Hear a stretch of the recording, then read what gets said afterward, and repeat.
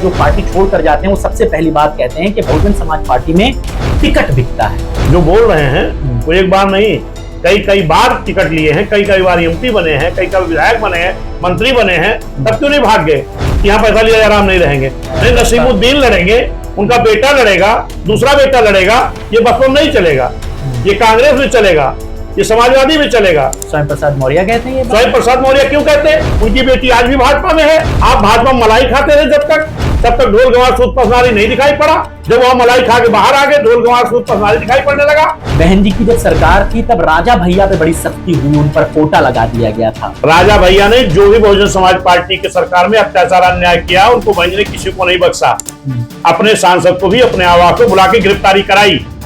Bahujan Samaj party सरकार में कानून का राज चलता है, न्याय का राज चलता है, आज की तरह जंगल राज नहीं कायम है। क्योंकि हम बहुजन समाज के लोग ये नारा लगाते थे, यूपी की मजबूरी है, माननीय बहन जी जरूरी है। उत्तर प्रदेश की महान जनता ने जब बहन जी को इस देश के बड़े प्रदेश उत्तर प्रदेश में पूर्ण का मुख्यमंत्री बना दिया, तो हमारे कार्यकर्ताओं ने दूसरा नारा दिया कि यूपी हुई हमारी है, अब दिल्ली की बारी। बहन जी ने किसी को आगे आने ही नहीं दिया, हमेशा पहली पंक्ति में पहली नेता के तौर पर बहन जी रही। बहुजन समाज पार्टी गठन 1984 में हुआ है। 32 साल तक एक सिंगल राजभर चुनाव नहीं लड़ा था। जब बहुजन समाज पार्टी नारा दिया जिसकी इतनी संख्या वाली उसकी उतनी हिस्सेदारी, तब आज जाकर के दर्जनों राजभर में, दर्जनों निषाद में, दर्जनों पाल में, दर्जनों विश्वकर्मा में सब नेता तैयार हुए। लेकिन आज पार्टी जब तैयार किया लोगों ने, तो उनका गठबंधन कहाँ है? ओम प्रकाश राजभर जी का भाजपा में, संजय निषाद गठबंधन कहाँ है? भाजपा में। अनुप तिलक गठबंधन कहाँ है? भाजपा में। पूरे समाज का वोट आप भाजपा को दिला रहे हो खाली अपने बेटे के सांसद बनाने के लिए। आपने अपने 6 महीने की तो सरकार चला ली, हाँ, बढ़िया, बहन जी मुख्यमंत्री रही। हाँ। उसके बाद जब बीजेपी की बारी आई तो आपने इन केन प्रकरण कुछ ना कुछ इशू बता करके आपने समर्थन वापस ले लिया। उस वक्त अटल अडवाणी जी थे, उन्होंने कहा हम बिना शर्त आपको समर्थन दे रहे हैं, आप आजीवन मुख्यमंत्री रहिए, लेकिन ये लोकसभा के चुनाव में कैंडिडेट ना उतारो। बहन जी ने कहा मुख्यमंत्री बनना मेरा सपना नहीं है, हमारा सपना है इस देश की प्रधानमंत्री की कुर्सी पर कब्जा करना। लेकिन अगर आप लोकसभा लड़ेंगे तो आप सरकार गिरा देंगे। बहन जी ने कहा आप क्यों गिराओगे, हम खुद ही गिरा देते हैं। तो सरकार को खुद ही बहन जी ने ठोकर मार के बाहर हो गई। बहन जी के ऊपर चाहे कांग्रेस थी तब भी खूब मुकदमे ला दे गए, भाजपा मिला दे गए। किसी भी मुकदमे में बहन जी को कोई सजा हुई नहीं, क्योंकि सारे मुकदमे फर्जी ला दे गए थे। आज सारे मुकदमे क्लियर हैं, आज किरण बहन जी को कोई मुकदमा नहीं। ये एक निगेटिव इमेज बनाई गई जो पब्लिक में गई कि ये बहुत लैविश लाइफ जीती हैं, अपनी मूर्तियां लगवाती हैं, वो दलितों का जूता उतरवा करके मिलती हैं, ऐसी बहुत सारी बातें। आप दुनिया के लोग महलों में रहे, लेकिन एक गरीब की बेटी जिसने परिवार नहीं बसाया, जिसने घर नहीं बसाया, 22 साल की उम्र त्याग कर रही है, वो बहन हमारी नहीं महलों में रह सकती। इससे क्यों पीड़ा होती है? और लोग कहाँ झोपड़ी में रह रहे हैं क्या? बहन जी का जब खाना बनता है तो उसे कई लोग पहले टेस्ट करते हैं, चखते हैं, उसके बाद बहन जी खाती हैं। इस मामले में कितनी सच्चाई? जैसे अभी मान लो हमारे फजा रैली लगी, प्रतापगढ़ कई रैलियां लगी, तो वहां जब खाना आता है तो बहन जी की जो सिक्योरिटी है वो खुद चेक करती है। और घर में? अब घर में हम बहन जी के किचन में खाना कौन बन रहा है क्या कर थोड़ी देखने जा रहा हूँ। नहीं, ये जो लोग ऐसी अफवाह फैला रहे हैं उसे पूछ लेना क्या बहन जी किचन में आप गए थे देखने? एक और जो अफवाह चलती कि उनके घर के कमरे में 27 लाख की खिड़की लगती है। कौन नेता झोपड़ी में रह रहा भाई? 27 लाख की लगी होगी? अरे 27 लाख की कौन कह रहा लगी है? मैं तो चाहता हूँ बहन जी और बड़ी कोठी में रहे, हम लोग और सीना चौड़ा होगा, उन लोग छाती और फाटेगी जो ये देख नहीं सकते। ये जो लोग कहते परिवार परिवार, बहन जी ने परिवार बसाया नहीं, परिवार की बात कहाँ से आ गई? बहन जी के 6 भाई हैं, कई बहनें हैं। क्या तक आपने सुना है कि बहन जी ने किसी को भी राज्यसभा भेजा हो, किसी को एमएलसी भेजा हो? नहीं। अगर आकाश आनंद जी आए हैं तो बहन जी के भाई के लड़के हैं, उनको भी बहन जी ने राज्यसभा एमएलसी नहीं भेज दिया, उनको भी बहन जी ने संघर्ष करने के लिए छोड़ा है। जाओ इस बहुजन मूवमेंट में संघर्ष करो, अगर संघर्ष करके आप बहुजन समाज पार्टी खड़े करोगे तब आप मेरे चाहते। तो चंद्रशेखर रावण को कोई कॉम्पिटिटर आप मानते हैं? कुछ नहीं। बहन जी क्या साथ के नेताओं पे थोड़ा भरोसा कम कर पाती हैं? कोई भी थोड़ा सा दाएं बाएं होता है फौरन उसको पार्टी से निकाल दिया जाता है। अशोक सिद्धार्थ, आकाश आनंद के ससुर, बहन जी ने उनको खड़ा किया, राज्यसभा भेजा, एमएलसी बनाया। जिसको एमएलसी बनाया हो, राज्यसभा बनाया हो, तो क्या मतलब आप आश्वासनहीनता करोगे? आपको इतना कुछ मिलने के बाद तो और आपको धैर्यवान हो जाना चाहिए। ये बीएसपी बहुजन समाज पार्टी रूपी नर्सरी है, इंतजार करिएगा आने वाले 27 तक जो भगोड़े गए हैं ना, इनसे बड़े बड़े नेता इस बहुजन समाज पार्टी रूपी नर्सरी में तैयार होकर आपको दिखाई पड़ेगा। अब मायावती का वो ऑरा जो था वो अब लोगों के दिलो दिमाग पे नहीं है। ये मीडिया को नहीं दिखता खाली। हाँ, आज मेरी इतनी मीटिंगें हो रही है, एक भी चैनल दिखा रहा है। नमस्कार, स्वागत है आपका। आप देख रहे हैं क्रिएटिव विजन न्यूज का द अनकट पॉडकास्ट। आपके साथ मैं हूं शबा। आज मेरे साथ अनकट पॉडकास्ट में जो शख्सियत आपको फ्रेम में नजर आ रही है, उन पर बड़ा जिम्मा है 2027 के चुनावों में बहुजन समाज पार्टी की नैया को पार लगाने का। मेरे साथ बहुजन समाज पार्टी के प्रदेश अध्यक्ष विश्वनाथ पाल जी हैं। आप मायावती के खास लोगों में शुमार हैं। बहुजन समाज पार्टी का बड़ा दारोमदार आपके कंधों पर है। सर, बहुत शुक्रिया बहुत बहुत हमें अपना समय देने के लिए, बातचीत करने के लिए। बहुत शुक्रिया आपको। शुरुआत अपने पॉडकास्ट की आपके उस राजनीतिक अनुभव और राजनीतिक कामकाज से ही करेंगे। कैसे नेता बनने का शौक शुरू हुआ और कैसे विश्वनाथ पाल अपना सारा कारोबार छोड़कर, सारी चीजें छोड़कर बहुजन के मिशन में लग गए? देखिए, शुरुआत में क्योंकि हम शुरू से ही पढ़ाई करने के बाद अपने कारोबार में बिजी हो गए। हाँ। दिल्ली में हमारे एक गांव के बगल के रऊफ जी थे। हाँ। जिनकी वहाँ फैक्ट्री थी।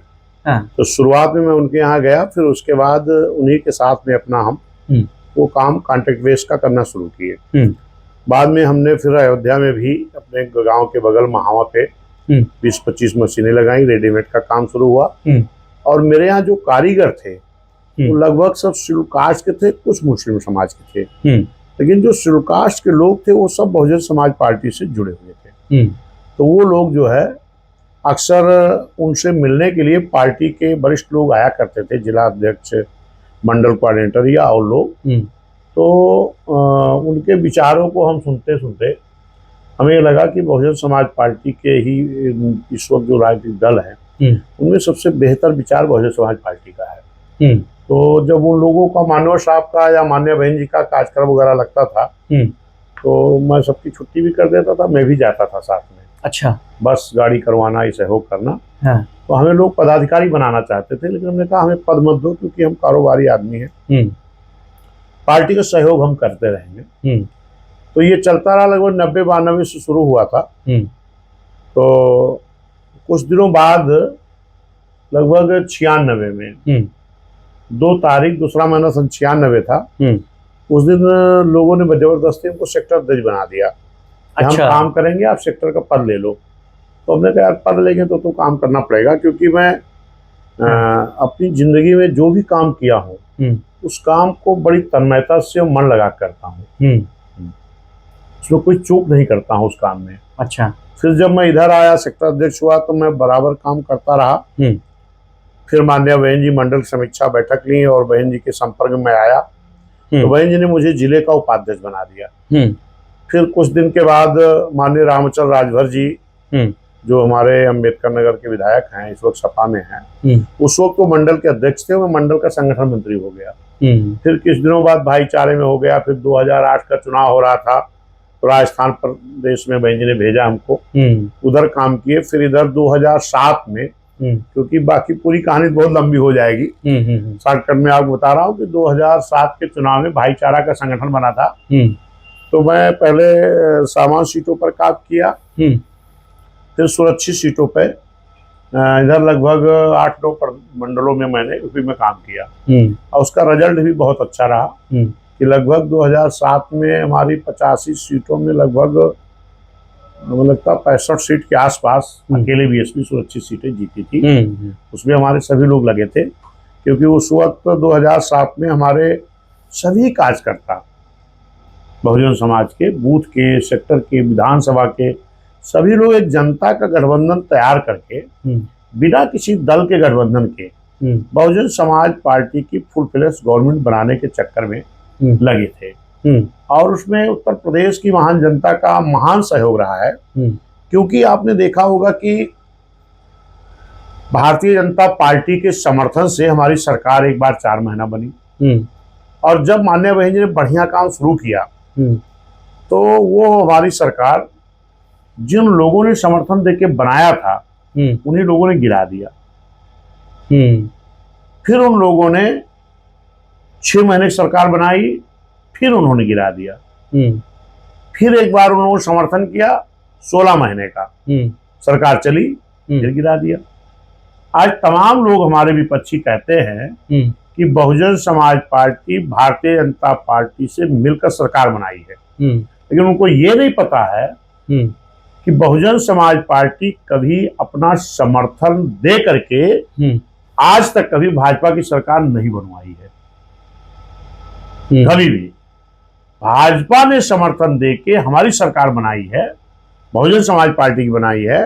और मान्या बहन जी ने मुख्यमंत्री थी तो बहुजन समाज के हित में और बाबा साहब के संविधान के हिसाब से सरकार चलाई है, ना कि किसी समर्थन करने वाले के दबाव में।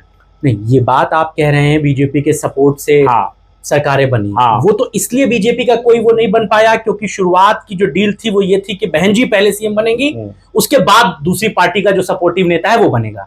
आपने अपनी सरकार तो चला ली, उसके बाद जब उनका मौका आया तो वो वही बात तो एलिगेशन लगाते हैं कि मौका परस्त है मायावती। नहीं, जब हमारा मौका आया तब उन्होंने अपना समर्थन। 4 महीने वाली जब हुई थी इसमें कोई सौदा नहीं हुआ था, उन्होंने बिना शर्त समर्थन दिया था। दोबारा जब चली थी तो उसमें आपने सही कहा कि 6 महीना बहन मायावती जी मुख्यमंत्री रहेंगी, लोग कहना था बहन जी, और 6 महीना भाजपा का मुख्यमंत्री बनेगा। इस बात पे मान्या बहन जी मानव साहब हाँ किए, लेकिन उसमें यह था कि जो अध्यक्ष होगा वो कोई दखलंदाजी नहीं करेगा।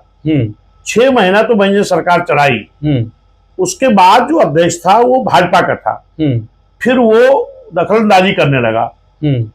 ऐसे नहीं बहन जी अलग हो गई, फिर बहन जी अलग हुई और फिर उस पर बहन जी ने कहा भी कि हमारा समर्थन आपने किया, हमने बहुजन समाज के हिसाब से संविधान के हिसाब सरकार चलाई, हम अपना समर्थन दे करके हम आपके हिसाब से सरकार चलाने नहीं देंगे। और बहुजन समाज पार्टी जब मानव साहब थे, सोधी मानव साहब थे, एक बार रजत शर्मा जी की जनता की अदालत आप देखते होंगे, उस जनता की अदालत में माननीय कांशीराम साहब बैठे थे। रजत शर्मा जी ने यही बात कही कि आप जिससे गठबंधन करते हो उसी के साथ धोखा देके बाहर हो जाते हो।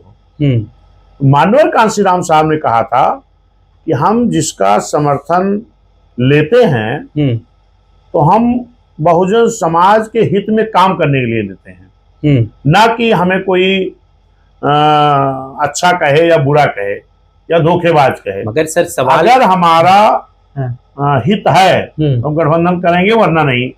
तो रजत शर्मा जी ने कहा कि आप जिस थाली में खाते हो उसे भी छेद कर देते हो। तो मानव साहब ने कहा हम थाली में छेद ही नहीं करते, थाली फाड़कर फेंक देते हैं ताकि दोबारा नई थाली मिले। और मानव साहब ये एक बैक टैग नहीं लगता है भाई? इसी बात को तो लेकर के बीजेपी आपको जब मौका मिला सरकार चलाने का, हम लोग इस टॉपिक पे बहुत पहले आ गए, खैर हम लोग दूसरे विषय पे बाद में जाएंगे, अब आपने छेड़ दिया है तो ये आपको मौका मिला बीजेपी के साथ सरकार चलाने का, आपने बीजेपी को सपोर्ट किया या बीजेपी ने आपको सपोर्ट किया? ये बात की बात है। आपने नहीं, हमने नहीं किया कभी, उन्होंने, बीजेपी ने आपको सपोर्ट किया। आपने अपने 6 महीने की तो सरकार चला ली, बढ़िया बहन जी मुख्यमंत्री रही, आपके सारे कद्दावर मिनिस्टर रहे। उसके बाद जब बीजेपी की बारी आई तो आपने इन केन प्रकरण कुछ ना कुछ इश्यू बता करके आपने समर्थन वापस ले लिया, सरकार नहीं बन पाई, गिर गई। उसके बाद क्या हुआ ये आपको पता है। तो सवाल इसी बात का है कि अगर बीजेपी ने आपके साथ कुछ चीजों के साथ कॉम्प्रोमाइज किया था तो आप भी तो कर सकते थे, सरकार चलाना था। तो नहीं, अगर हमने धोखा दिया तो फिर 16 महीने के लिए बनाने क्यों चले आए थे वो? उसके बाद 4 महीने चली, 6 महीने का आपस में हुआ कि हम चलेंगे वो चलेंगे। अगर हमारी गलती थी, हमने धोखा दिया था, तो फिर 16 महीने की सरकार हमारी बनवाने क्यों आ गए थे? क्योंकि उनके अंदर चालाकी ही रहती थी। जब 16 महीने चली तो उस वक्त भी चालाकी थी। आप 6 महीने वाले में धोखा खा गए थे ना, फिर दोस्ती करने क्यों आ गए? हम बुलाने थोड़ी ना गए थे। फिर आप इस चालाकी में आए थे। मानव साहब से कहा भाजपा के लोगों ने, उस वक्त अटल अडवाणी जी थे, उन्होंने कहा हम बिना शर्त आपको समर्थन दे रहे हैं, आप आजीवन मुख्यमंत्री रहिए। इस बात पर माननीय कांशीराम साहब ने कहा कि इतनी बड़ी मेहरबानी भाजपा की क्यों है कि जो हमें आजीवन मुख्यमंत्री बनाने की बात कर रहे हैं। तो उन्होंने कहा कि मान्या बहन जी से कि आप सरकार बनाओ, मेहरबानी क्यों है ये बाद में पता लगेगा। उसी के 16 महीना बाद लोकसभा का चुनाव था। एक ही दिन माननीय अडवाणी जी, माननीय अटल जी ने माननीय बहन जी को बुलाया। माननीय बहन जी ने माननीय साहब से पूछा कि आज हमको माननीय अडवाणी जी ने, माननीय अटल जी ने बुलाया है, एक लोगों ने चाय पर और एक लोगों ने खाने पर दिल्ली में। तो माननीय साहब ने कहा फिर एक नई मेहरबानी, चलो जाओ देखो क्या होता है। जब वहां माननीय बहन जी गई तो माननीय अडवाणी जी ने कहा कि तुम आजीवन मुख्यमंत्री रहो, लेकिन ये लोकसभा के चुनाव में कैंडिडेट ना उतारो, किसी भी सीट पर 2-4 सीट लड़ा लो, अच्छा, बाकी आप न लड़ाओ और मुख्यमंत्री रहो। तो उसी पे माननीय बहन जी ने कहा कि ये बहुजन समाज पार्टी जो बनाया है माननीय साहब ने और हमने, हमें मुख्यमंत्री बनने के लिए नहीं बनाया है। बाबा साहब की आप अक्सर तस्वीरें जब देखते हो तो एक हाथ में संविधान होता है, एक हाथ से इशारा करते हैं। बाबा साहब क्या इशारा कर रहे हैं? बड़ी मेहनत से हमने इस संविधान में आपको वोट का अधिकार दिया है। ए मेरे बहुजन समाज के लोगों, इस देश की प्रधानमंत्री की कुर्सी पर कब्जा करो ताकि मेरा बनाया हुआ संविधान ईमानदारी से लागू हो सके। तो बहन जी ने वो साथ छोड़ दिया, नहीं, आडवाणी जी से बात ताकि हमारा इस देश में हुकूमत बन सके। और आप हमसे कह रहे हो कि 2-4 लोकसभा लड़ लो और मुख्यमंत्री बने रहो। बहन जी ने कहा मुख्यमंत्री बनना मेरा सपना नहीं है, हमारा सपना है इस देश की प्रधानमंत्री की कुर्सी पर कब्जा करना, और उसके लिए हमें लोकसभा सीटें जीत के आनी पड़ेगी। तुम लोकसभा लड़ेंगे क्यों नहीं? कहने अगर आप लोकसभा लड़ेंगे तो आप सरकार गिरा देंगे। बहन ने कहा आप क्यों गिराओगे, हम खुद ही गिरा देते हैं। उसके बाद बहन जी आकर के अपनी कैबिनेट बैठक बुलाई और सरकार को खुद ही बहन जी ने ठोकर मार के बाहर हो गई। अच्छा, उन्होंने इस बात के लिए कांशीराम जी से कोई बात नहीं की? नहीं, ये ऐसा वो तो हुआ ही है। वो तो बात ही हुई होगी कि माननीय साहब इस तरह कह रहे हैं, नहीं हम लोग तो इस देश की हुकूमत करने के लिए दल बनाए हैं ना कि एक प्रदेश का मुख्यमंत्री बनने के लिए। आप तो तमाम लोग एक सांसद है मंत्री बनने के लिए दल बना के घूम रहे हैं। ये बहुजन समाज पार्टी नहीं है। माननीय बहन जी निस्वार्थ राजनीति करती हैं, बहुजन समाज के हित में करती हैं। अगर बहुजन समाज के हित के लिए चाहे जिस कुर्सी को ठोकर मारना पड़े, बहन जी उसमें देर नहीं करती हैं। जब बहुजन समाज के हित की बात राज्यसभा में बहन जी रखने को नहीं पाई, कोई हम प्रधान ही नहीं छोड़ने को तैयार है। या तो बाबा साहब ने सदन में अपनी बात नहीं रख पाए तो सदन छोड़ करके बाहर हो गए थे, या तो मान्या बहन जी जब अपने समाज की हित की बात को नहीं रख पाई, बहन जी ने कहा अगर अपने समाज की हित की बात को सदन में रखने मुझे नहीं दिया जा रहा, ऐसे सदन को मैं धिक्कार करती हूँ, बाहर आ गई थी बहन जी। मगर ये बात आपने कही और मुख्यमंत्री के कुर्सी से भी इस्तीफा दिया बहन जी ने। लेकिन अगर बहन जी की गलती होती तो उत्तर प्रदेश की महान जनता उसी 16 महीने सरकार बहन जी के इस्तीफा देने के बाद आम जनता ने सोचा उत्तर प्रदेश की, चाहे वो एससी हो, एसटी हो, ओबीसी हो, मुस्लिम हो, न्याय पसंद ब्राह्मण क्षत्रिय वैश्य समाज हो, इन लोगों ने सोचा यार बहन जी तो सरकार अच्छी चलाती थी, लेकिन इस समर्थन देने वाले लोग गिरा देते हैं कोई न कोई चालबाजी करके। अब हम लोग बहन जी को फुल फ्लैश गवर्नमेंट बनाएंगे बिना किसी गठबंधन के। उसी 16 वाली सरकार बहन जी के खुद छोड़ने के बाद उत्तर प्रदेश की महान जनता को मैं धन्यवाद देता हूं। उत्तर प्रदेश की जनता ने, सब समाज के लोगों ने एक जनता का गठबंधन तैयार किया बिना किसी दल के गठबंधन के। इस देश के बड़े प्रदेश उत्तर प्रदेश में माननीय बहन जी पूर्ण बहुमत की मुख्यमंत्री बनी 2007 से 12 वाले में। और जब 2007 में बहन जी मुख्यमंत्री बनी तो लोग ये भी क्वेश्चन, अगला क्वेश्चन आपका मैं बता रहा हूं क्या है। अगला क्वेश्चन है पूर्ण बहुमत सरकार बनी तो फिर बीएसपी कमजोर क्यों हुई? क्योंकि हम बहुजन समाज के लोग ये नारा लगाते थे यूपी की मजबूरी है मान्या बहन जी जरूरी है। ये नारा लगाना शुरू किए थे जब बसपा बनी तब से। लेकिन जब उत्तर प्रदेश में मान्या बहन जी का नारा लगाते लगाते हमारे कार्यकर्ताओं ने, उत्तर प्रदेश की महान जनता ने जब बहन जी को इस देश के बड़े प्रदेश उत्तर प्रदेश में पूर्ण बहुमत का मुख्यमंत्री बना दिया तो हमारे कार्यकर्ताओं ने दूसरा नारा दिया कि यूपी हुई हमारी है, अब दिल्ली की बारी है। नारा बदल गया। और जब बदल गया तो जो लोग दिल्ली पर हुकूमत करते थे उन लोगों के चूल्हे हिलने लगे। ये बहुजन समाज के लोग जो नारा देते हैं वो पूरा करके दिखाते हैं। आज बहुजन समाज के लोग नारा दे रहे हैं, पहले नारा देते थे यूपी की मजबूरी है बहन जी जरूरी है। आज बिना गठबंधन के किसी दल के ये लोग वो सरकार इस देश के बड़े प्रदेश बनाए हैं। और ये वो प्रदेश है जहां से प्रधानमंत्री का रास्ता दिल्ली के लिए जाता है, यूपी चल करके जाता है। 2007 पूरी होने दीजिए बात। हाँ। और उसके बाद जब ये लगा उन लोगों को कि बहुजन समाज पार्टी अब दिल्ली कब्जा करेगी, तो उन लोगों ने एक साजिश के तहत जो एससी एसटी ओबीसी का मुस्लिम का गठबंधन बना था, इसको तोड़ने के लिए तमाम हमारे एससी एसटी ओबीसी मुस्लिम में छोटे छोटे दल तैयार कराए गए कि ये बसपा की जो एकता बनी है, जो मजबूती बनी, इसको तोड़ो। इसके पहले अगर आप गौर करोगे, बहुजन समाज पार्टी के पहले एक भी राजभर नेता का नाम नहीं बता सकते हो, एक भी प्रजापति नेता का नाम नहीं बता सकते हो, एक भी पाल समाज के नेता का नाम नहीं बता सकते हो। 90% बहुजन समाज पार्टी बनने के बाद ओबीसी समाज के लोगों को इस बहुजन समाज पार्टी रूपी नस्ल से नेता तैयार किया गया था। लेकिन आज उनमें दल बना करके अलग करके बहुजन समाज पार्टी कमजोर करने की साजिश की गई, लेकिन आज वो समाज समझ गया है। लेकिन आप जो बात कह रहे हैं कि बसपा के रहते उस समय तक कोई गठबंधन नहीं बना, कोई दल नहीं बन पाया। हाँ। बहन जी ने किसी को आगे आने ही नहीं दिया, हमेशा पहली पंक्ति में पहली नेता के तौर पर बहन जी ही रही। तो जब बसपा में रहते हुए किसी राजभर को, किसी दूसरे जाति के व्यक्ति को अपनी इमेज बनाने का मौका नहीं मिलेगा, तो जब वो दल छोड़ेगा तभी तो बना पाएगा। हम क्या कह रहे हैं, हाँ। आप दूसरी बात नहीं सुने। हाँ। पूरे उत्तर प्रदेश की बात कर रहा हूं। बहुजन समाज पार्टी बनने के पहले एक सिंगल नेता ही नहीं था राजभर में, नाम नहीं बता सकते आप। तमाम दल तो थे। 1952 से पढ़ना शुरू हुआ है। बहुजन समाज पार्टी गठन 1984 में हुआ है। 32 साल तक एक सिंगल राजभर चुनाव नहीं लड़ा था। 32 साल तक एक प्रजापति नहीं लड़ा था। 32 साल तक एक पाल नहीं लड़ा था। 32 साल तक कोई नाई नेता नहीं था। 32 साल तक कोई विश्वकर्मा नेता नहीं था, कोई चौरसिया नेता नहीं था। ये बहुजन समाज पार्टी की देन है। जो आप कह रहे हो नेता नहीं बनाया, बहुजन समाज पार्टी की देन है। ये ओबीसी 52% जिनकी आबादी है, इनकी राजनीतिक भागीदारी मात्र 1.5 से 2% रहती थी बीएसपी बनने के पहले। और बीएसपी बनने के बाद में जब बहुजन समाज पार्टी ने नारा दिया जिसकी इतनी संख्या वाली उसकी उतनी हिस्सेदारी, तब आज जाकर के दर्जनों राजभर में, दर्जनों निषाद में, दर्जनों पाल में, दर्जनों विश्वकर्मा में सब नेता तैयार हुए। ये बहुजन समाज पार्टी की देन है। आप कह रहे बहुजन समाज पार्टी बढ़ने नहीं दिया। बहुजन समाज पार्टी पहले सिंगल नेता का नाम बता दो, प्रजापति में कौन था, नहीं बता पाओगे।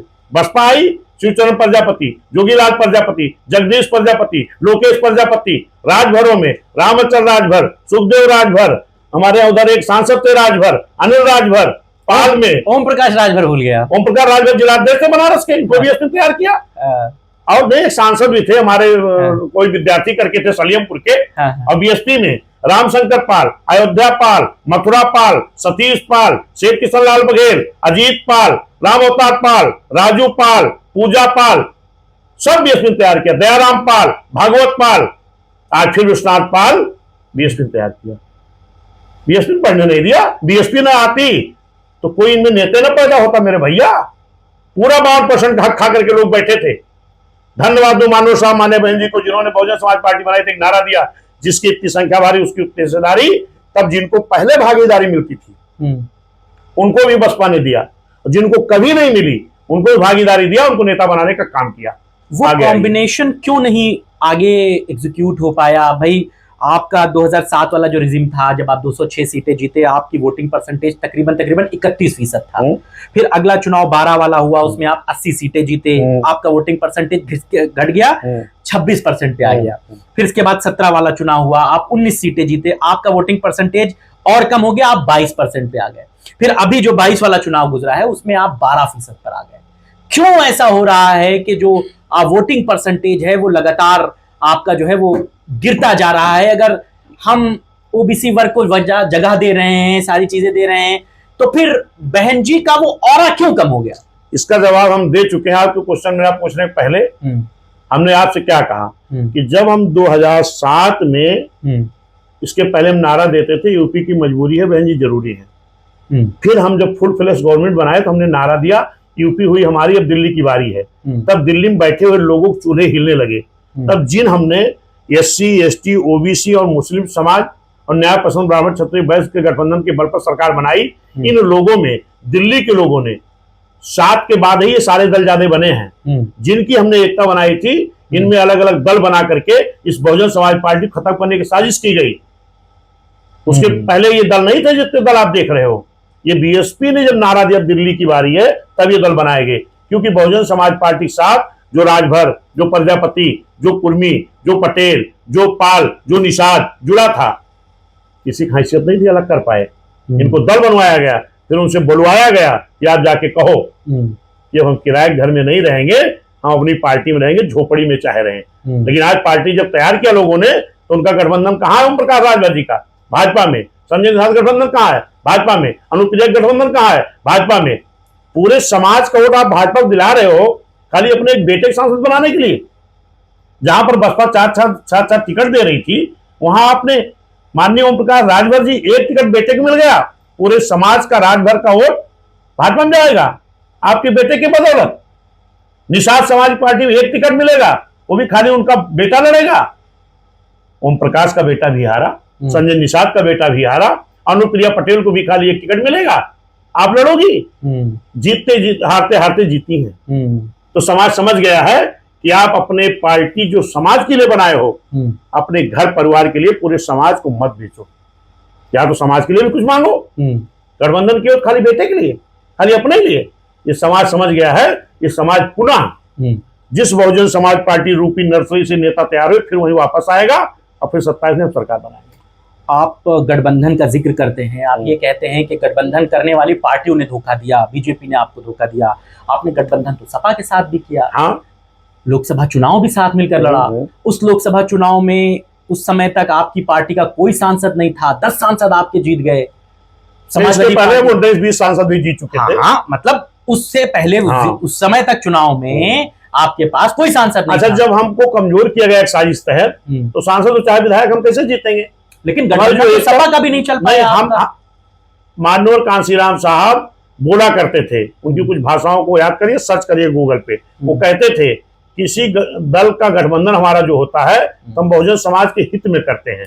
अगर बहुजन समाज का हित हमारा सही चल रहा है तो हम गठबंधन जारी रखेंगे, वरना हम तोड़ देंगे। ऐसे कैसे हो सकता है कि सारी पॉलिटिकल पार्टी गलत हो और बहुजन समाज पार्टी सही हो? नहीं, हम कह रहे हैं हम सही नहीं। आपका भाजपा से गठबंधन नहीं चला, आपका सपा से गठबंधन नहीं चला, तमाम दूसरे छोटे दलों से गठबंधन नहीं चला, बिहार में ओवैसी से नहीं चला, सारी पॉलिटिकल पार्टियों से गठबंधन हम कर रहे हैं। फिर हम ये कहें कि दलितों का हित नहीं सध रहा इसलिए हम छोड़े दे रहे हैं, तो ये तो बात पच नहीं सकती है ना सर। जब हमने 92 में गठबंधन किया तो 67 सीट पाए। फिर हमने 92, 93, 94, 95, 96 में किया तो फिर 67 पाए। गौर करिएगा। फिर हम 2002 में गठबंधन नहीं किए तो 100 सीट पाए। 2007 में गठबंधन नहीं किए तो 206 पाए। ये कहां हमारा है? गठबंधन में, बिना गठबंधन में। तो बिना गठबंधन के तो आखिर के चुनाव इधर के 3 बार क्या, तो हमने क्या कहा, जब बिना गठबंधन के हमने फुल सरकार ही बनाई है, तभी तो लोग चूल्हे हिरे, तभी तो हमारी एकता भंग करने के लिए जगह जगह दल तैयार किया गया। आज फिर वो समाज जो है वो जाग गया कि दल बना के मेरे साथ धोखा हो रहा। हम जहां बसपा से 5-5 चुनाव लड़ने पाते थे, अभी इस चुनाव लोकसभा में भी हमारे चौहान लड़े थे 4, पाल लड़े थे 3, लेकिन जो दल बना जिनकी बिरादरियों का, उनका टिकट मिला 1। समाज कहां बर्दाश्त करेगा? आप बर्दाश्त करो अपने बेटे के लिए, लेकिन समाज तो नहीं बर्दाश्त करेगा। समाज तो चाहता है जिसकी इतनी संख्या में उसकी इतनी भागीदारी, और भागीदारी दो। आपको लगता है समाज हमारे साथ आ रहा है? आपको ये लगता है कि अब मायावती का वो ऑरा जो था वो अब लोगों के दिलो दिमाग पे नहीं है, वो कहीं कंपटीशन में नहीं दिखती, इसलिए चुनाव में भी ये बात, ये मीडिया को नहीं दिखता खाली। हाँ, आज मेरी इतनी मीटिंगें हो रही, एक भी चैनल दिखा रहा है? इतनी घटनाओं में जाना कोई दिखा रहा है? क्यों नहीं दिखा रहा है? अभी मैं 17 तारीख को देवीपाटन गया हूँ, डेली मेरी मीटिंगें हो रही, 500, 600, 700 आ रहे हैं।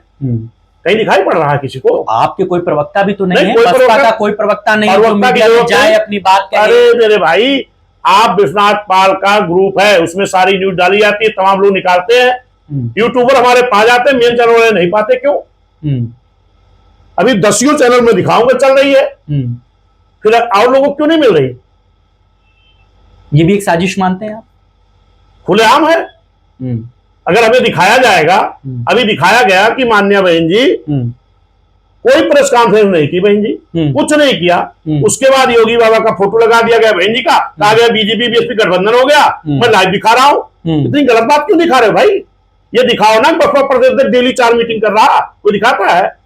तो आपकी कोई बात कहने ही नहीं जाता, वही तो बात कह रहा हूं। आप अपनी बात कहेंगे नहीं। नहीं, मैं कह रहा हूं, छोटा सा उदाहरण है, एक बच्चा जब तक रोता नहीं है तो माँ भी उसे दूध नहीं पिलाती।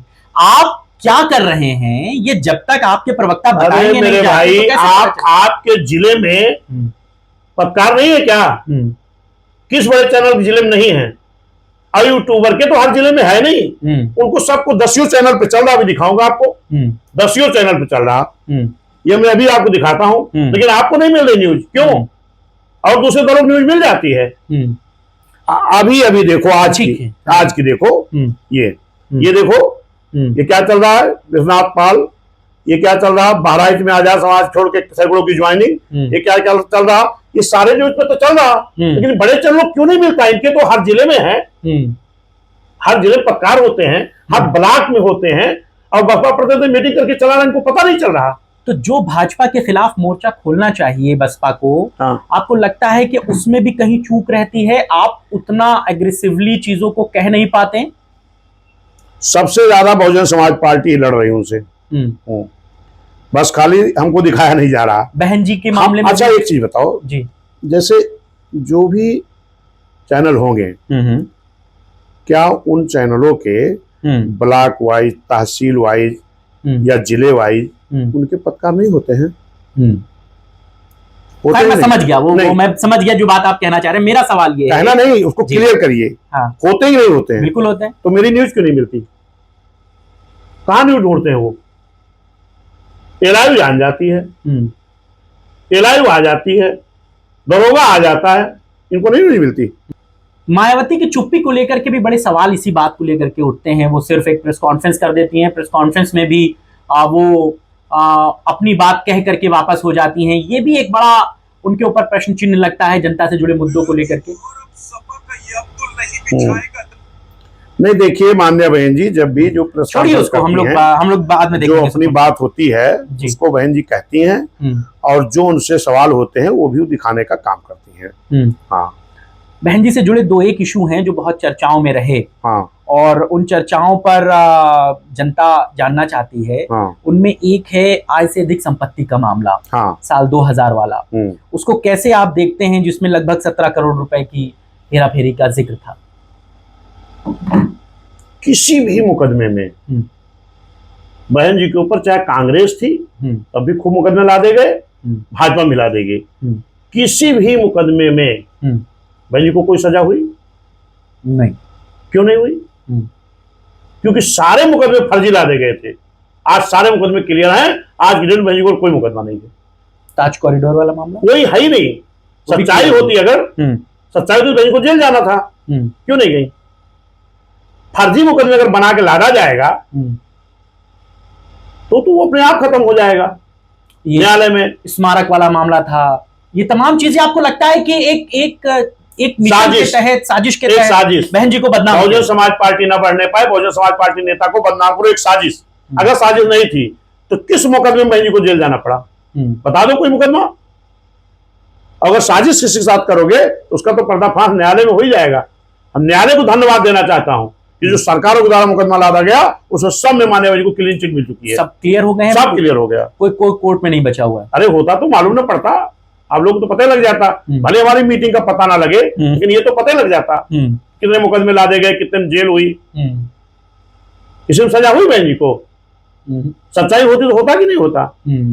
ये खाली बहुजन समाज पार्टी की मसीहा मान्य बहन जी का परेशान करने की साजिश थी जो नाकाम हुई लोगों की। ये एक निगेटिव इमेज बनाई गई जो पब्लिक में गई कि ये बहुत लैविश लाइफ जीती हैं, अपनी मूर्तियां लगवाती हैं, बहुत मतलब बहन जी के लाइफ स्टाइल को लेकर के कि उनके घर में एक एक खिड़की 27 लाख की है, वो दलितों का जूता उतरवा करके मिलती हैं, ऐसी बहुत सारी बातें। हाँ, दुनिया के लोग महलों में रहे, लेकिन एक गरीब की बेटी जिसने परिवार नहीं बसाया, जिसने घर नहीं बसाया, 22 साल की उम्र त्याग कर रही है, वो बहन हमारी नहीं महलों में रह सकती।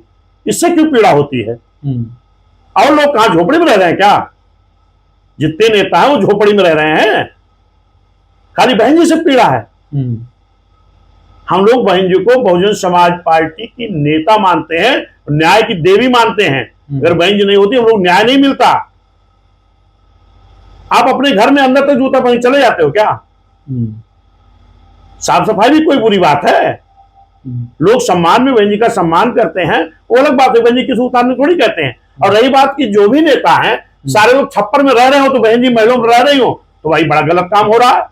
दूसरे लोग महलों में रहेंगे, लेकिन अगर एक एससी समाज की बेटी, गरीब समाज की बेटी, गरीबों का अगुवाई करने वाली अगर महलों में रह रही है तो सीने में दर्द काहे होता, लोगों को नहीं होना चाहिए।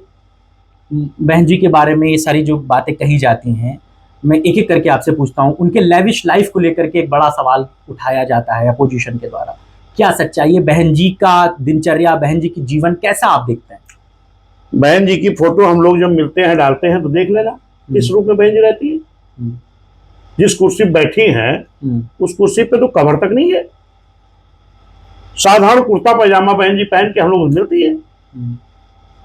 लेकिन अब ये कहो कि वो जाके मड़ैया में रहने लगे तो ये तो गलत सोच है लोगों की, उनकी मानसिकता से दर्शाती है कि गरीब समाज की बेटी इस तरह से खुशहाल ना रहे। एक सवाल और बहुत पूछा जाता है, वो ये है कि बहन जी का जब खाना बनता है तो उसे कई लोग पहले टेस्ट करते हैं, चखते हैं, उसके बाद बहन जी खाती हैं। इस मामले में कितनी सच्चाई है?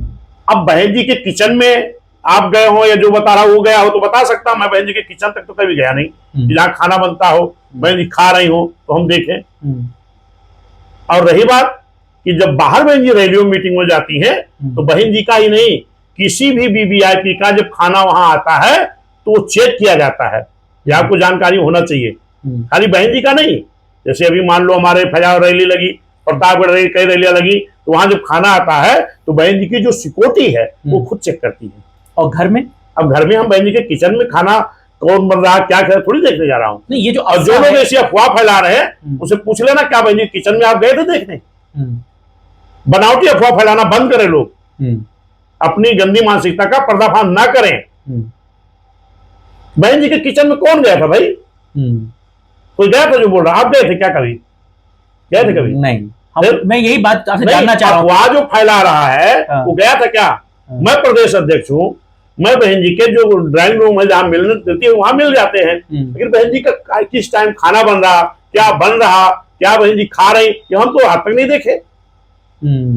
अब आपके लोग जो कहते हैं वो पता नहीं कहां देख लेते। और ये वाली जो अफवाह, बनावटी अफवाह फैलाना बंद करें लोग। एक और जो अफवाह चलती कि उनके घर के कमरे में 27 लाख की खिड़की लगती है, लगी थी 27 लाख की खिड़कियां लगी, एक एक खिड़की की कीमत ऐसा मैंने वही कहा कि कितने की लड़की खिड़की है तो मुझे नहीं मालूम है, लेकिन कौन नेता झोपड़ी में रह रहा भाई? 27 लाख की लगी होगी। अरे 27 लाख की कौन कह रहा लगी है? कौन थर्मामीटर लेके गया था वहां?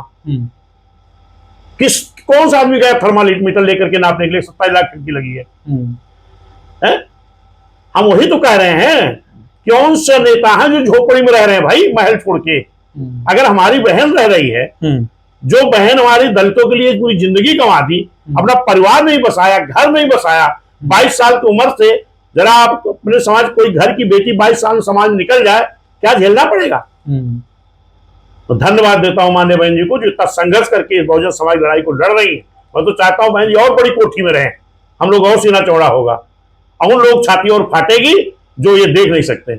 एक सवाल और चलता है कि मायावती जी ने कांशीराम जी को अंतिम समय में अपने परिवार वालों से नहीं मिलने दिया, उन्होंने पार्टी को हाईजैक कर लिया। ये सरासर गलत है। ये मामला कोर्ट तक गया? नहीं, कोर्ट तक नहीं, आपको सही जानकारी नहीं है। जो आपने कहा मायावती ने, बहन जी ने हाईजैक कर लिया, आपको जानकारी नहीं है। जो आपको बताते उनसे भी पता कर लेना। बानवर कांशीराम साहब अपने जीते जी मृत्यु के कई साल पहले इसी लखनऊ के लक्ष्मण मेला मैदान में खुलेआम लाखों की भीड़ में मानवर कांशीराम साहब ने कहा था ये बहुजन मूवमेंट है, मिशन है, इसको छत्रपति साहू जी लेके चले, फूले जी लेके चले, फिर बाबा साहब लेकर के चले। कोई जिंदा नहीं है और अब मैं लेके चल रहा हूं, मैं भी जिंदा नहीं रहूंगा। इस मिशन में कई उम्र खत्म हो जाएगी, लेकिन मुझे लग रहा है कि अब मेरे मिशन को मेरे ना रहने के बाद में बहन कुमारी मायावती जी लेकर के अच्छी तरह चल पाएंगी। इसलिए मैं आप सभी लोगों के सामने बहुजन समाज पार्टी का उत्तराधिकारी घोषित करता हूं। ये बात कहां से आ गई कि मैंने हाईजैक कर लिया? जब मान्यवर साहब स्वस्थ रहे, पूरी तरह से स्वस्थ थे, लक्ष्मण मेला मैदान में ये घोषणा कर दिए कि मेरे ना रहने के बाद अब बहुजन समाज पार्टी उत्तराधिकारी घोषणा जीते जी कर दिए थे, ना रहने के बाद नहीं। मान्यवर साहब ने कहा मैं अपने जीते जी, मैंने बहुत लोगों को देखा, लेकिन मुझे लग रहा है कि हमारी जो मान्य बहन जी हैं ये बहुजन मूवमेंट को अच्छी तरह लेके चल सकती हैं। इसलिए मैं आप लाखों लोगों के भीड़ में माननीय बहन जी को मैं अपना उत्तराधिकारी घोषित करता हूं। तो भाई जी करने की बात कहां आ गई? इस तरह गलत अफवाह कौन बना देता है? न्यूज आप पूछो इसको। लक्ष्मण मेला मैदान में रैली नहीं हुई थी, घोषणा नहीं हुआ था, फिर हाईजेक बहन जी कैसे कर ली? अब जब वो बहन जी के बाद बसपा की कमान को सौंपा गया, आकाश आनंद को अगला उत्तराधिकारी बनाया गया, इसको आप कैसे देखते हैं? और क्या आकाश आनंद अपना काम कर पाने में पूरी तरीके से आजाद हैं?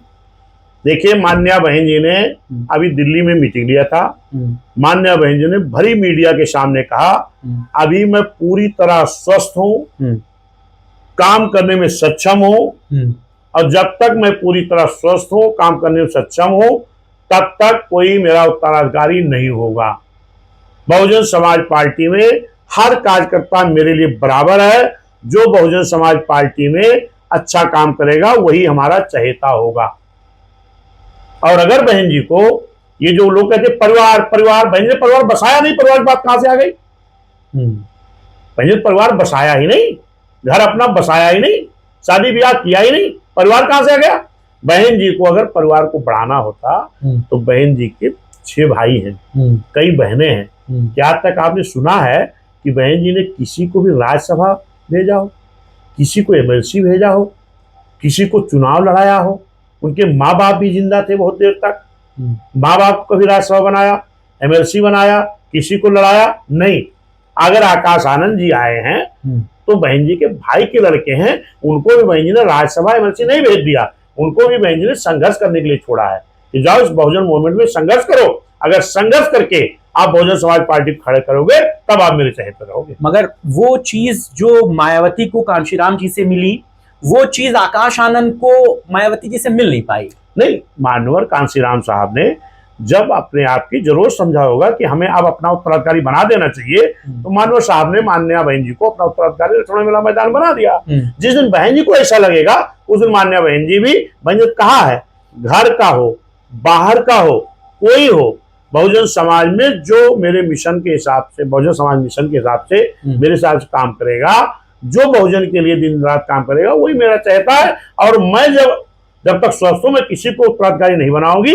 जब बहन जी को जरूरत समझ में आएगी बनाने की, तो जिसको बनाएगी वो उत्तराधिकारी हो जाएगा। ये बात उन्होंने दूसरी बार में कही। हाँ, पहली बार में आकाश आनंद को उत्तराधिकारी लखनऊ में घोषित किया गया था। ठीक है, लेकिन जब ये मामला फैल गया कि अपने बाद उन्होंने अपने भतीजे को अगला उत्तराधिकारी बना दिया, फिर सीतापुर वाला मामला हो गया, जनसभा वाला, फिर तमाम चीजें बिखरने लगी, तो बहन जी को ऐसा लगने लगा कि ये डैमेज हो गया, इसे कंट्रोल कर लेना चाहिए। नहीं, कंट्रोल नहीं, बहन जी ने कहा कि अभी ये परिपक्व नहीं है, इसलिए इनको मैं काम के लिए बाधित करती हूँ। उसके बाद बहन जी को खुद ही महसूस हुआ कि किसी को घर में बैठा के परिपक्व नहीं बनाया जा सकता है, फिर आगे चुनाव आएंगे, इसलिए बहन जी ने पुनः उनको बुला करके उनको काम करने का मौका दिया है। और निश्चित है बहन जी अपने देख रेख में उसको परिपक्व बनाएगी और वो अच्छा काम भी कर रहे हैं। हम सभी लोग उनको मानते हैं और निश्चित है कि आगे भविष्य में वो जिस तरह काम कर रहे हैं उनको बहन जी जब जिम्मेदारी देंगी, क्योंकि बहन जी ने तो अभी काम करने की जिम्मेदारी दिया है, लगातार काम कर रहे हैं वो। मगर यूपी में पूरे देश कर रहे हैं वो। नहीं, एक चीज बताओ, ये देश बहुत बड़ा है, पूरे देश के नेशनल कोऑर्डिनेटर हैं। कई महीना बने हो गया अभी उनकी मीटिंग गुजरात हुई, अभी उनकी मीटिंग बिहार हुई, उनकी मीटिंग चंडीगढ़ हुई। जब यहाँ समझ में आएगा तो खुद यहाँ भी मीटिंग करेंगे, इसको दबाव थोड़ी कि यहाँ करेंगे। ऐसा तो नहीं कि ये बहन जी की टेरिटरी है यहाँ पे। नहीं, बहन जी ने संगठन को तो भरी मीटिंग कहा है कि यूपी का संगठन का मैनेजमेंट मैं देख रही हूँ, उत्तराखंड का भी, बाकी हर जगह का संगठन का मैनेजमेंट आप देखो, मैं भी उस पर निगाह रखूंगी। एक संगठन उत्तर प्रदेश बीएसपी का देश में पूरे है, तो पूरे देश में तो उसको देख रहे हो। एक ये भी इनसिक्योरिटी आपको लगती है कि एक तरफ चंद्रशेखर जो रावण हैं वो दलितों के बड़े लीडर बन रहे थे, एक यंग फेस बन रहे थे, उसी नगीना से वो सांसद हो गए जहां से कभी बहन जी चुनाव लड़ी थी।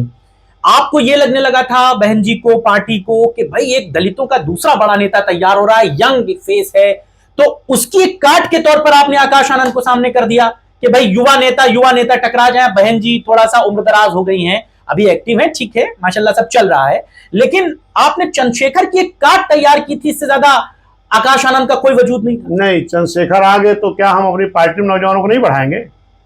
उन्हीं की वजह से आप क्यों? उनकी वजह से क्यों? वो तो आज पैदा हुए हैं। बहुजन समाज पार्टी बहुत पहले से है, बहुजन समाज पार्टी वो आगे युवाओं को नहीं बढ़ाएगी, युवाओं से काम नहीं लेगी। बहुत दलितों के सांसद बैठे हैं पार्लियामेंट में, बहुत लोग मंत्री भी बैठे हैं, लेकिन आप लोग खाली एक आदमी नाम लाते हो। 98 नहीं मंत्री है भाई, चिराग पासवान नहीं मंत्री है, कभी उसकी बात आप लोग नहीं करते हो। आपने जिन दो लोगों की बात की, ये दोनों उत्तर प्रदेश से ताल्लुक नहीं रखते हैं। मैं क्या कह रहा हूं, ये अभी मिल्कीपुर चुनाव हुआ था, ये दलितों के नेता हो गए, बीएसपी विकल्प बन गए, नौजवानों के नेता हो गए।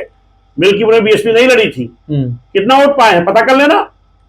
जब बीएसपी नहीं लड़ी तब तो इनको 25-30 हजार वोट पाई जाना था, कितना पाए? 5000 भी नहीं क्रॉस हुआ है।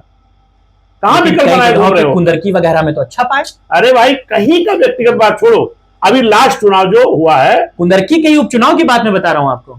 कुंदरकी के उपचुनाव में मेरे भाई लास्ट चुनाव उत्तर प्रदेश में मिल्कीपुर का हुआ है। हाँ, कुंदरकी के साथ नहीं हुआ है। वो व्यक्तिगत कहीं रहा होगा, पूरे उत्तर प्रदेश नहीं पूरे देश में, पूरे देश में एनडीए चल रहा था, ठीक है। पूरे देश में मुस्लिम समाज बड़ी संख्या में किसके साथ था? किसके साथ था आप बताइए? नहीं आप बताओ। इंडिया ब्लॉक के साथ था, इंडिया के साथ था ना। तो एक सीट पर निर्दल साथ क्यों खड़ा हो गया? कौन सा कारण हो गया इसका? जब पूरे देश में इंडिया के साथ खड़ा है बड़ी संख्या में, मेरे साथ भी रहा, मैं उसको इनकार नहीं कर रहा हूं, तो एक सीट पर निर्दल साथ क्यों खड़ा हो गया? तो चंद्रशेखर रावण को कोई कॉम्पिटिटर आप मानते हैं पॉलिटिक्स? कुछ नहीं, हम नहीं मानते। आप लोग बनाते रहो। हम कह रहे हैं अभी जल्दी में चुनाव हुआ मिल्कीपुर, जैसे बीएसपी नहीं लड़ी, मेरी बात समझो, बीएसपी नहीं लड़ी। बीएसपी क्यों नहीं लड़ी? क्यों? चुनाव हुआ था, 10 सीटों का होना था, 9 सीटों पर चुनाव हुआ, एक सीट पर किसी कारण से नहीं हुआ, कोर्ट में मामला था। तो 9 सीटों का चुनाव जो रिजल्ट आया, तो माननीय बहन जी ने तुरंत एक प्रेस कॉन्फ्रेंस किया और बहन जी ने कहा कि जब तक चुनाव आयोग ईवीएम की बेईमानी और या अधिकारियों के द्वारा बूथों की बेईमानी अगर चुनाव आयोग संज्ञान में नहीं लेता है, तब तक हम उपचुनाव नहीं लड़ेंगे। फिर इस सीट का हुआ, तो इस सीट पर अगर आप बहुजन समाज के विकल्प बन रहे हो, कभी भाजपा विकल्प बनने की बात नहीं किया, कभी सपा की बात नहीं किया, ये बहुजन सब विकल्प, सपा से गठबंधन करना चाहते हैं। जितने लोग आते सब बसपा विकल्प बनना चाहते हैं। कोई विकल्प बनाया हो बताओ? कोई भी दल आज तक बनाओ, ये बता दे कि हम भाजपा विकल्प बनने आए हैं, सपा विकल्प, सब बीएसपी विकल्प बनने आते हैं। और उसके बाद कुछ दिन के बाद कहां नजर आते हैं ये आप जानते हो। एक उदित राज जी है, इनका नाम पहले क्या था मालूम है? नहीं। रामराज। अच्छा, आईएएस थे। जब ये राजनीति में आए तो इनको इतनी राम से घृणा थी कि ये रामराज नाम बदल के कर लिए उदित राज। दल भी बना लिए थे, इंडियन जस्टिस पार्टी। लगता था अब ये एकदम यही अब रहेंगे, बाकी सब खत्म हो जाएगा। और उसके बाद ये सांसद कहां से बने? कहां से बने? दिल्ली रामराज वाली पार्टी से। अरे इतनी घृणा अगर आपको थी राम से, अपना रामराज नाम बदल के उदित राज कर लिए, तो एक सीट के स्वार्थ में अपना भूल गए इतिहास। रामराज पार्टी एमपी हो गए, कहां गया दल आपका? विकल्प बन रहे, कहां गए आप?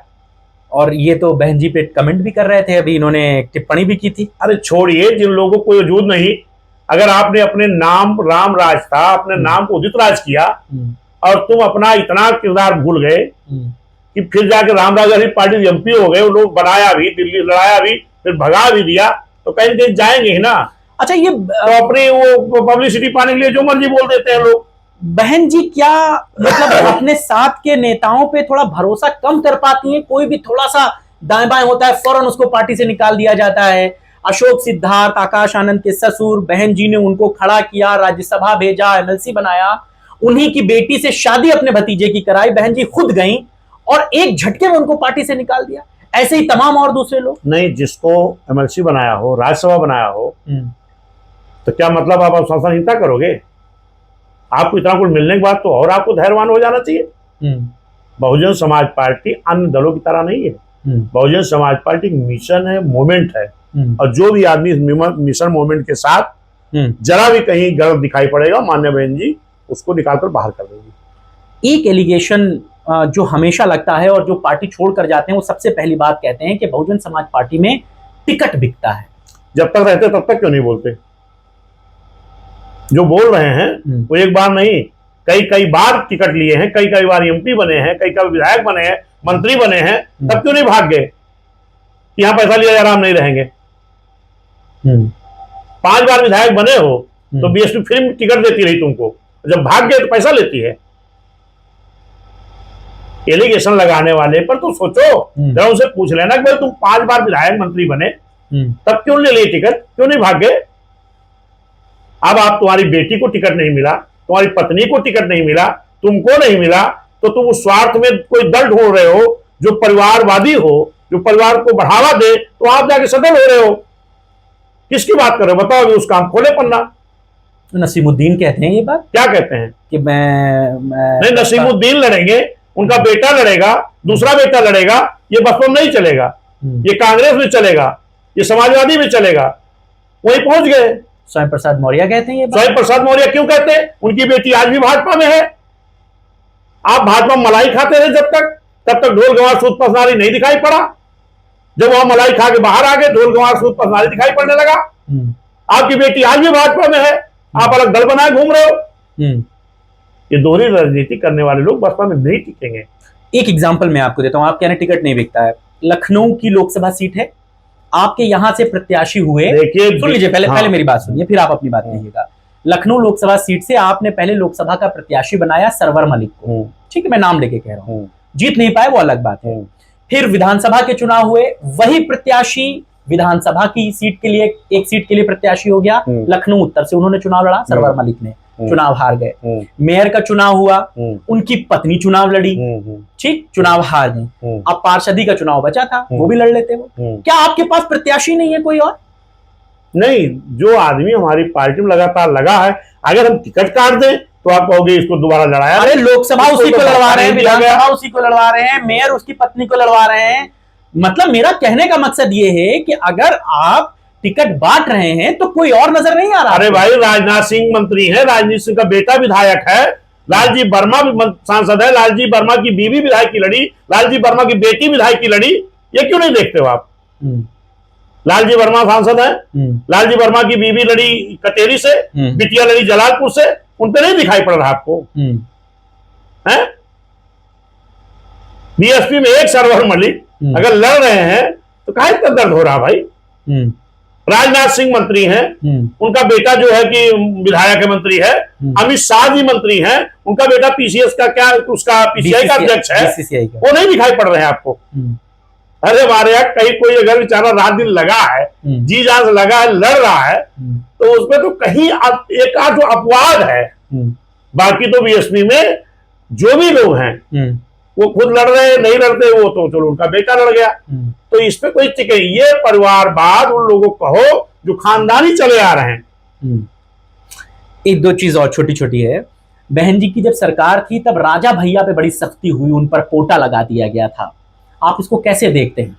राजा भैया ने जो भी बहुजन समाज पार्टी के सरकार में अत्याचार अन्याय किया, उनको बहन जी ने किसी को नहीं बख्शा।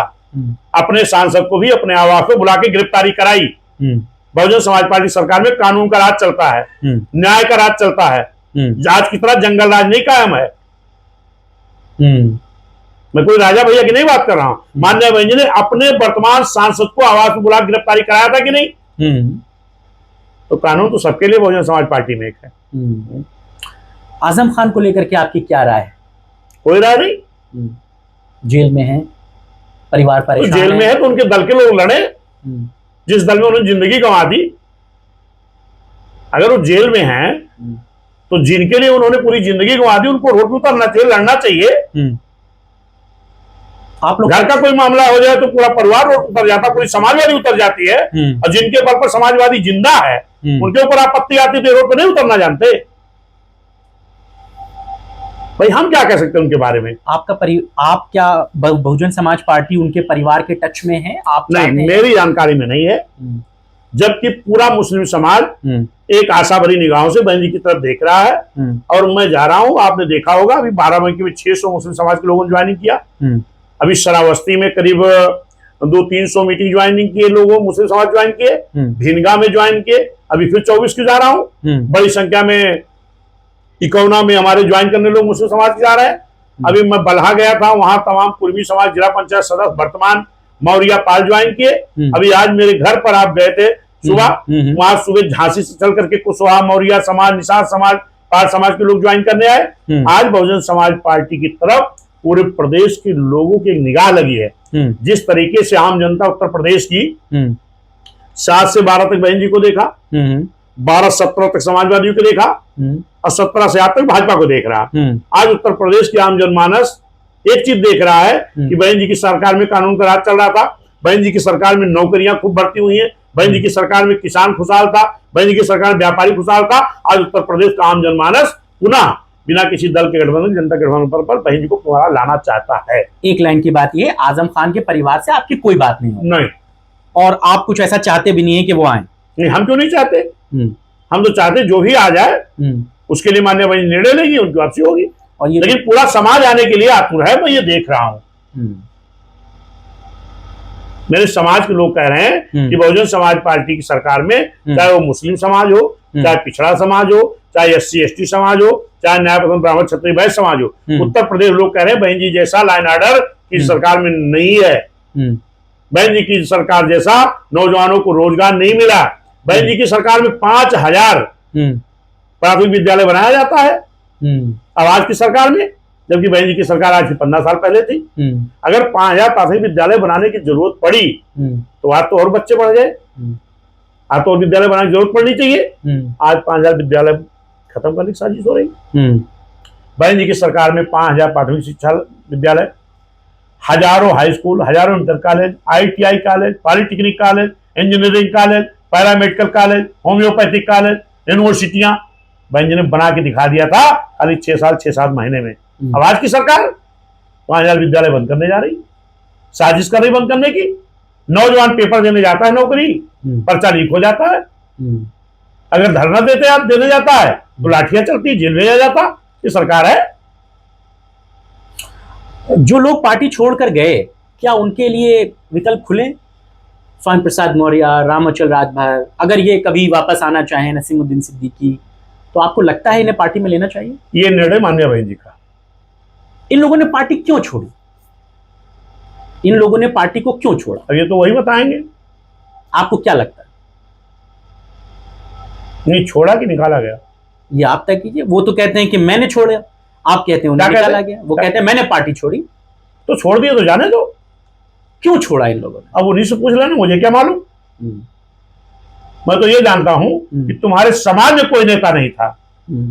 अगर दर्जनों नेता तैयार है, बहुजन समाज पार्टी तैयार हुई, और आप भी नेता नहीं थे। अगर आप इतना बड़ा नेता बनाया गया, जिस दल ने बनाया, अगर उसको धोखा देके छोड़ना है तो जाओ, फिर ये बहुजन समाज पार्टी रूपी नर्सरी में फिर हर समाज के तमाम नेता तैयार होंगे।